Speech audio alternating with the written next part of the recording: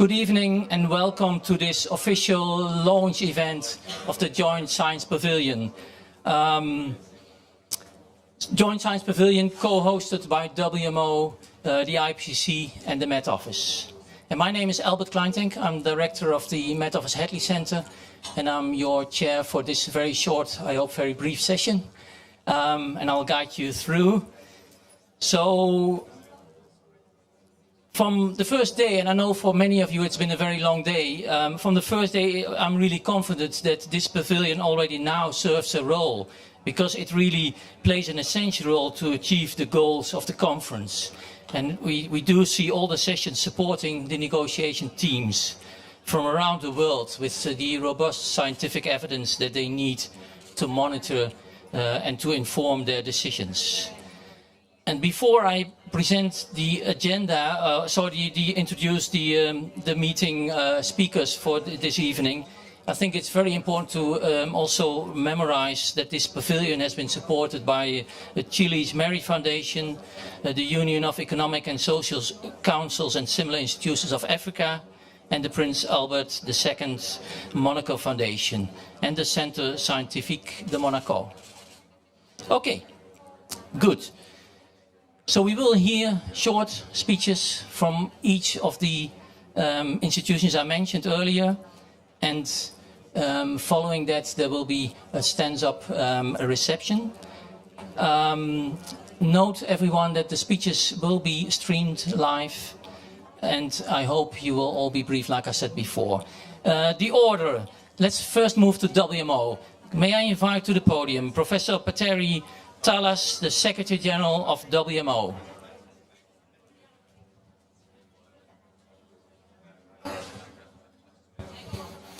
So good afternoon, everybody. There's not a free drink or free snacks, so you have to listen to very long speeches. Be prepared for that. And actually, this pavilion has been functional even before this ceremony, and it's a little bit like.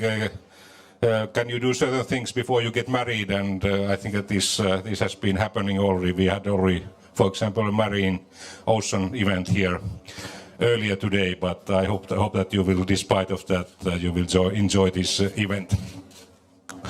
And science communication, that's a challenging thing, as we all know. The impact of carbon dioxide on climate was invented already in the late 19th century. And this Swedish physicist Arrhenius was able to invent that, but nobody knew that we would have so many people on the planet and that we would use fossil energy in such a massive scale as we have been doing recently. So that was a total surprise. I began to know about this climate science things in the late 80s. We were afraid of a nuclear war that time, and we were also afraid of nuclear winter. So those were the things that we were marching for as an opposite to the current young people. And then we established IPCC. WMO hosted the first World Climate Conference in '79, and then we established IPCC, and we started communicating the results of climate science, and nobody heard those messages. So it was fairly frustrating to see so many IPCC reports published, and there were attacks against science and so forth. But today, I think that we are proud that the message has been heard, and also this climate change is already visible. And I think that if you listen to the speeches of the heads of state, nobody was questioning these facts, and actually they were very strongly behind our messages that we have been delivering since since the 80s. So with these words, I would like to congratulate you all who have been contributing to the success of science, and I would like to have a toast for science. Cheers and welcome.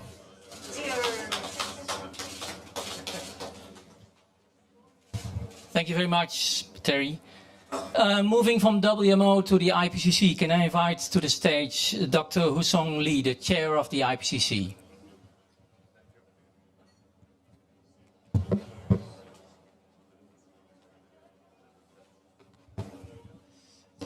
thank you very much. And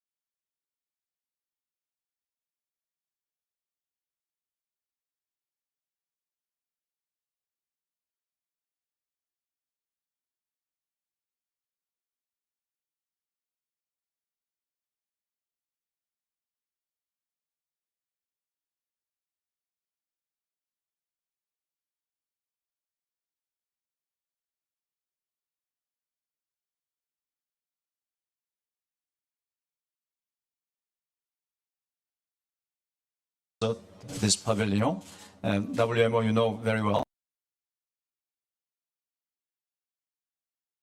through its secretary. This time, the UK Met Office also supported this pavilion. And then I see the Mary Foundation. We got that support in our first pavilion 2 years ago. So thank you very much for that support. How about next year's support for? So, all right, thank you so much. All right, thank you very much. Abdallah wrote that already, you know. So now you see here, the UCESA is the Union of Economic and Social Council of Africa. See? It is a very, very important policy decision body, multilateral policy decision body in Africa.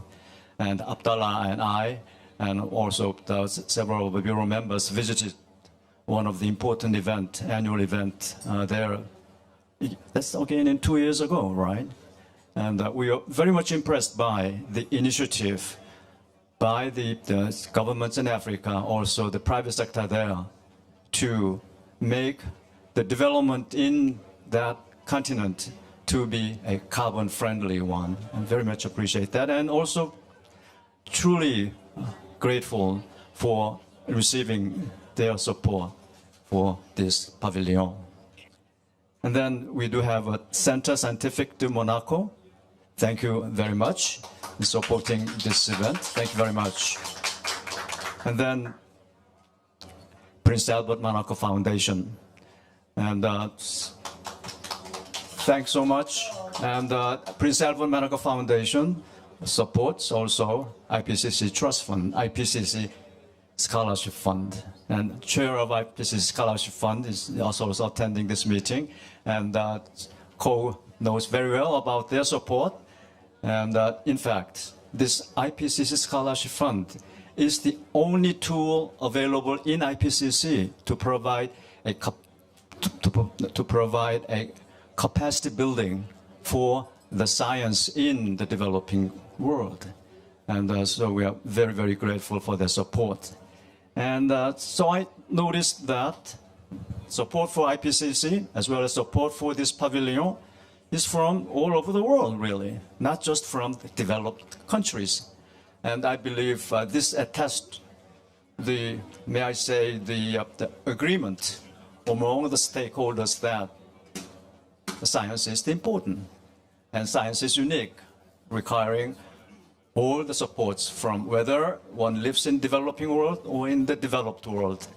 That's the message I want to share with you today. So thank you very much for your support, and we'll see you. Thank you. Thank you very much, Dr. Lee. We stay with the IPCC for now, and I'd like to invite to the stage Dr. Valerie Masson-Delmotte, co-chair of Working Group 1 of the IPCC. Valerie. Thank you very much. I'm just a bit exhausted after the first official event to share the findings of our first volume of the AR6 trilogy, the Working Group 1 report. I'm really proud that we managed to deliver this report only with a 4-month delay, despite all the multiple challenges of the pandemic. So try to imagine, around me, 234 authors from 65 countries, hundreds of contributors, thousands of reviewers, and all the authors of the 14,000 publications that in fact provide the scientific basis of the report. A lot of gratitude as well to the governments who have contributed to the report through the well-established co-design and co-production process, where we listen to the needs expressed by governments at the very first step of report preparation. And there were clear things they asked us at the beginning. More regional information, and that has stimulated a lot of innovation. For instance, the interactive atlas that we have released, which makes climate information more broadly available, more user-friendly in a way, through the ability to create maps and access the data sets. We also were forced to innovate through working online. It's really a pleasure to see so many people physically after the numerous hours we spent together behind screens. Just think of the approval process of the report, 186 hours of a Zoom call during 2 weeks. And it's amazing that it finished almost on time for once. And finally, I want to flag that such a report and the massive effort to develop a report only has value if the report is understood, read and shared. And I really would like to thank all those involved in the organization of this pavilion. I think it will have added value through the online streaming that will allow more people to attend the events. I'm glad it's a chance for many of the authors to attend remotely because they could not come physically for a number of reasons. And so I see also with the pavilion a major contribution to something which is very close to my heart, climate literacy. We're still in a situation where much of our science is not fully understood, is not fully shared. And I see that as one of the key conditions for climate action. So in the pavilion, you will have multiple opportunities to unpack the report, to share the methodological and scientific advances, together with the ways forward, because that's the other side of the medal. When you reflect on what has been achieved, there's also a lot of insight from our report on ways forward. Hosung, you always want to flag, science contributing to solutions. And I want to stress that progress from basic to applied climate research is part of solutions. Many decisions today are still made looking in the rear mirror, looking backwards, looking at extreme events of the past. But we have more knowledge on how things will change. Some changes depend on the level of warming. Some changes do not on the near term due to committed slow responses. Some changes have a wide spread of uncertainty due to the interplay between natural climate variability and the response. For some features, we're still limited by our current knowledge, but we know enough to inform decision-making using climate information that is available on future changes. And it's not yet the case in many decisions for risk management and for adaptation. So I hope that this report, these events, this pavilion, the work done around the world, the work done by our colleagues from the IPCC, other working groups, the work done by WMO, the Met Office, will contribute to looking forward, enhancing our resilience and acting better and sooner. Thank you very much. Thank you very much, Valerie, and congratulations on the landmark Working Group 1 report. Next up, I will invite the third co-host, representative for the third co-host for this meeting, Professor Stephen Belcher, Chief Scientist in the Met Office. Steve.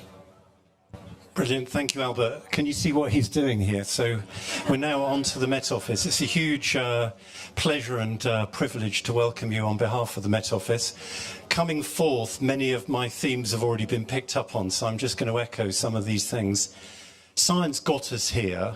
and the IPCC reports have established the world is warming and it's due to greenhouse gases. And that's been an enormous international effort. Now, in the UK, and I'm sure in many countries around the world, the emphasis is on how science can help us find solutions to mitigate climate change, but also adapt to the future.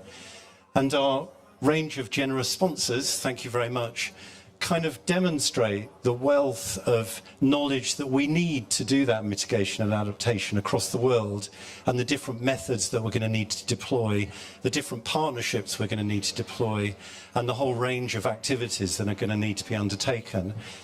So this pavilion for me kind of encapsulates that partnership that we're going to need as we go into this next stage of solving the climate crisis, which is all really around partnership and moving away from just the physical sciences into the social sciences, the economic sciences, to actually build those solutions to make sure that the action we do take over climate change is the right action and will provide us with the right solutions. So with that, I raise a virtual toast in water and welcome you to the event which will help us along that path, I hope, to the Science Pavilion. Thank you. Thank you very much, Stephen.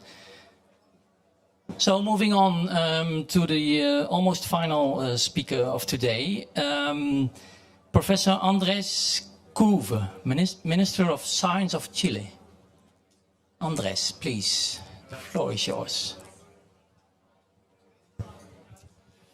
Thank you very much for being with us today. I want to thank the IPCC and all the supporters of the Pavilion, the Mary Foundation. I'm a scientist by training. I'm a neuroscientist, and I worked all my life in neuroscience, and then I got to be Minister of Science. And I can't tell you how impressed I am by the IPCC process. The way they gather, they review, they evaluate, they then write it by consensus so that everyone can understand, and they bring about evidence that has been agreed upon. I can just imagine the progress in science that we could do if this would apply to other disciplines, where we would have the consensus evidence of an entire discipline representing how science understands the world and presents data for action. So I'm impressed at that level. But I'm also impressed by the practicality of it, of the reports. When I read the reports, and I read them, and I also look at the graphics, and they're so good. And to our surprise, many of the data that was reviewed for the reports, when I look at the data for South America, for Chile, where I come from, it says limited data or no data. And that's a call. That's also a call for action. That's a call for action to get that evidence and to, to get going and to get the information. We've established, as a result, a committee on climate change, independent committee, which are now next door, talking to other committees from around the world. And since we don't have evidence on many aspects of climate change, we've established an observatory for climate change as a way to integrate data from the country in many areas of climate change. So I congratulate the IPCC, I congratulate the Pavilion. I think it's a way to move forward, and I hope that through gathering of data, we could really make the other difficult transition, which is to get it to politics. Because I'm now in politics. So I'm a scientist by training, and I'm now in government, and I'm the Minister of Science. And we need to make that transition. They were talking next door about the difficulty of bringing together adaptation and mitigation as a pack of responses. And I told them that's difficult, but it's more difficult to bring science into politics. So I think it's very good that we have a science pavilion, and it's very good that we have an entire conference on how to bring science into politics and decision making. I think that's exactly what the IPCC is doing and the role of the IPCC in the convention. We support it. We recognize the compelling evidence presented in all the reports as a country, and we look forward to future reports and to use those reports for action. Thank you very much. Thank you very much, Professor Koeven. So the previous session in this pavilion was actually exactly about the topic you were mentioning about rescuing historical data, Professor Koeven, and that's really spot on. Final speaker in this session. Can I invite, and that's actually the fourth on the list of sponsors and co-hosts, Francesca Cortes Solari, the Executive President of the Mary Foundation. Please.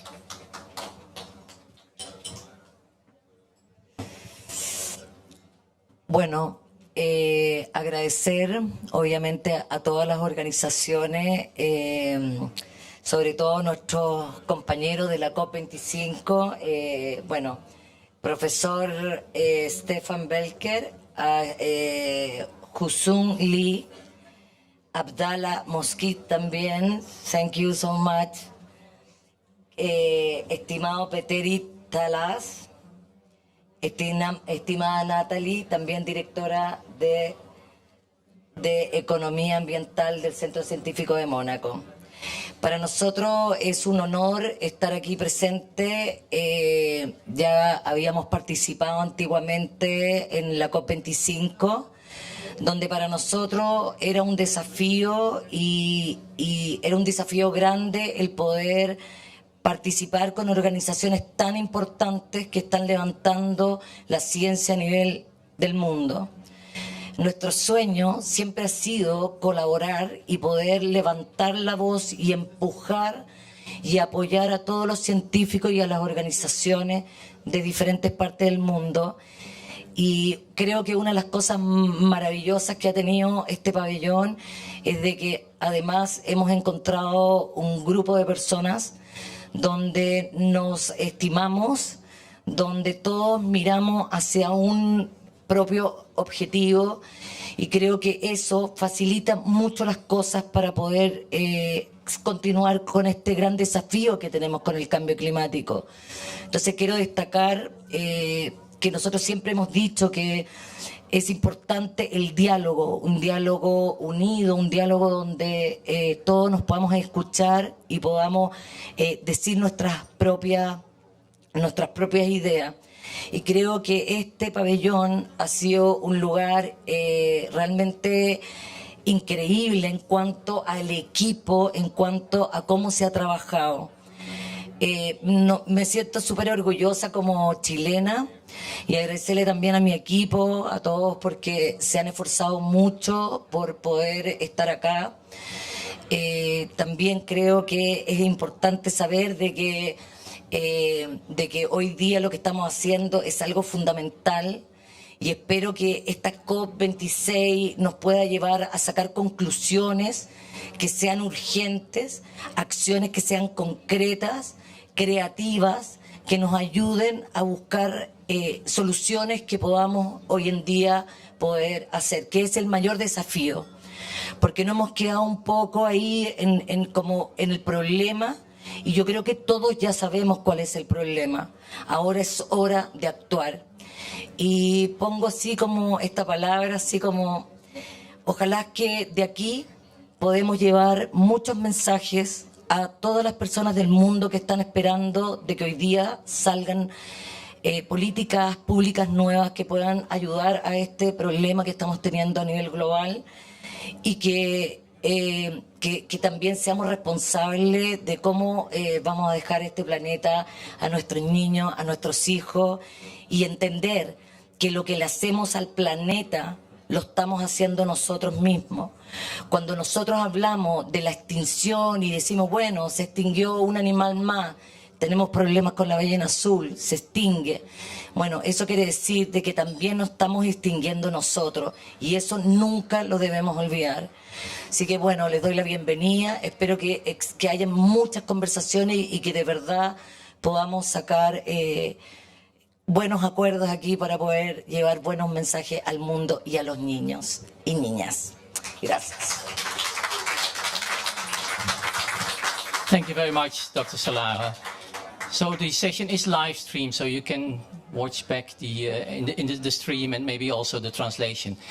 Finally, can I really use this opportunity to thank everyone who has worked very hard in the background, organizing this pavilion and also organizing all the sessions. So let's have a round of applause, and that closes this session.